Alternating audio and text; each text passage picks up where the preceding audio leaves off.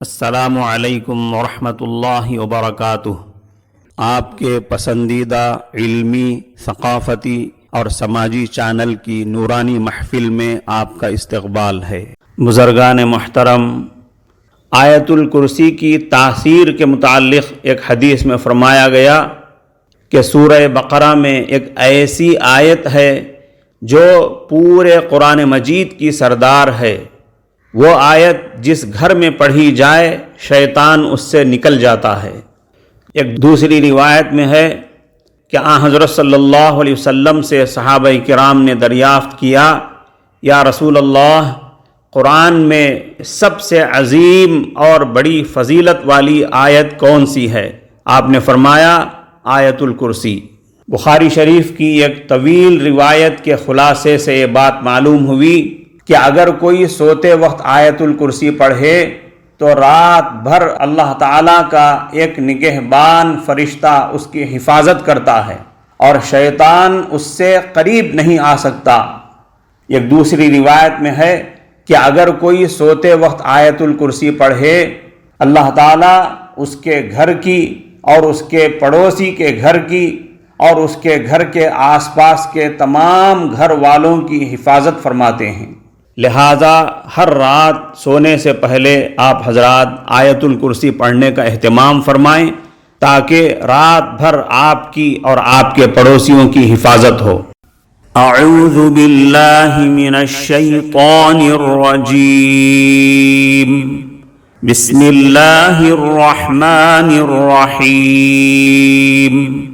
اللہ لا الہ الا هو الحی القیوم لا تأخذه سنة ولا نوم له ما في السماوات وما في الأرض من ذا الذي يشفع عنده إلا بإذنه يعلم ما بين أيديهم وما خلفهم ولا يحيطون بشيء من علمه إلا بما شاء وسع كرسيه السماوات والأرض ولا يؤوده حفظهما وَهُوَ الْعَلِيُّ الْعَظِيمُ۔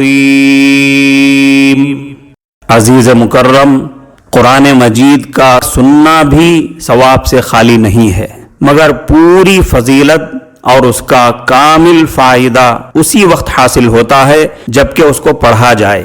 لہٰذا اس وقت آپ آیت الکرسی کی تلاوت بھی فرما لیں۔ اعوذ باللہ من الشیطان الرجیم، بسم اللہ الرحمن الرحیم۔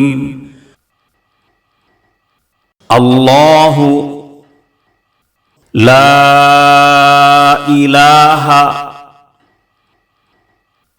الا هو الحی القیوم لا تأخذه سنة ولا نوم له ما في السماوات وما في الأرض من ذا الذي يشفع عنده إلا بإذنه يعلم ما بين أيديهم وما خلفهم ولا يحيطون بشيء من علمه إلا بما شاء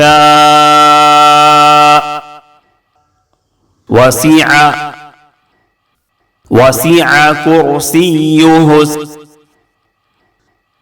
السماوات والأرض ولا يؤوده